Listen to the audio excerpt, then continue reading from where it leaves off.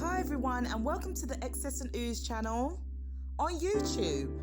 And before I begin this one, I'd like to invite you to hit the subscribe button, to like, and also to share this video. Also, I wanted to let you know that I'm coming with an updated version of this podcast called The Audacity.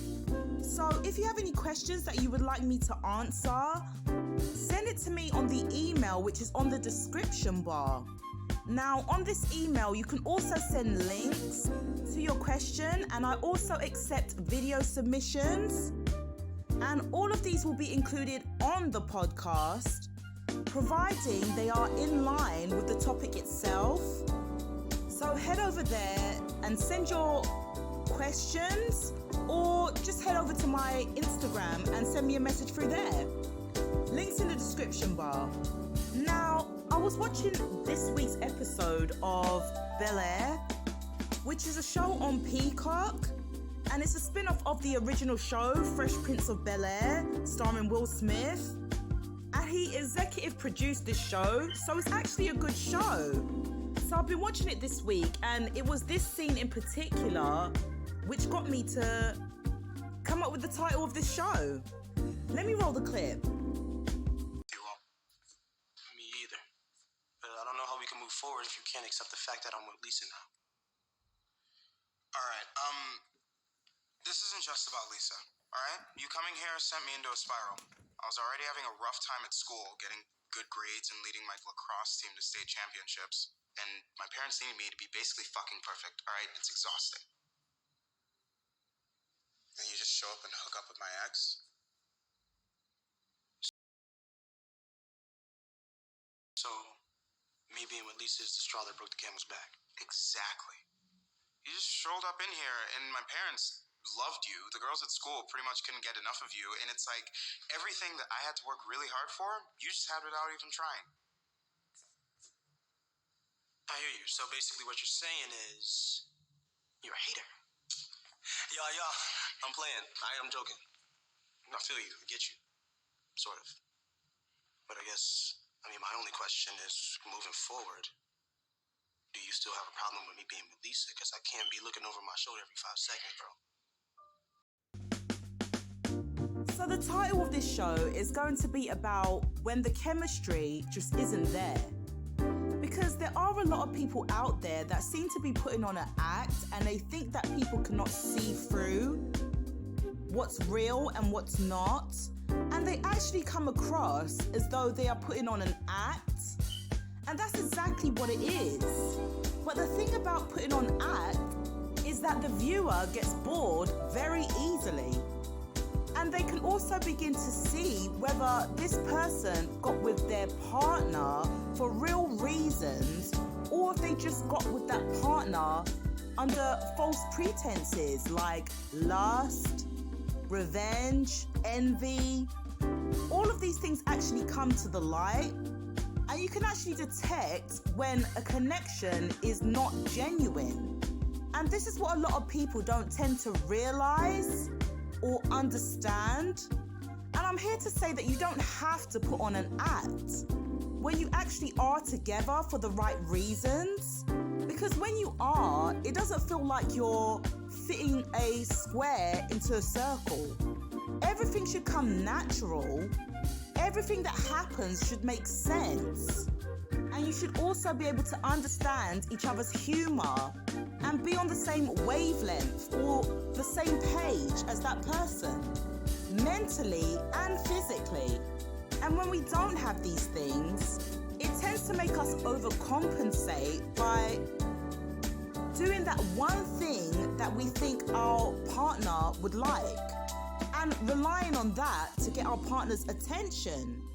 And in relying on that, your character can get lost, because when you're not allowing who you truly are to shine through towards that person or your significant other, they begin to see that you're actually not being very real with them. And to be honest, maybe you were fake from the beginning, and your reasons for being with that person from the beginning at all needs to be evaluated. There's actually no reason why you should have been together in the first place. And to whoever may be watching this, maybe you need to examine your motives for actually being with your significant other, your reasons for being with that person, or your reasons for taking that job, and fully decide if it's right for you, because people can always pull your card. But when it's actually genuine, then you're pretty much untouchable. No one can pull your card, and you'll actually go very far in your journey together. When people go out of their way to sabotage someone else's happiness, it's really pointless, because at the end of the day, they can't do the same things that that other person that they're trying to sabotage can do. And it doesn't matter how hard they try, because everyone can see through the BS. In putting on ads for a person that you may want to be with, you are essentially lying about the person that you are, and you're also giving a false sense of submission to make that person feel that they are somehow secure by your side. But they quickly realize that this isn't the case, because you're so busy playing by the book of logic that you're neglecting the things that that person actually wants you to do. When you're doing the things that makes that significant other happy, no questions asked, then that's called being submissive.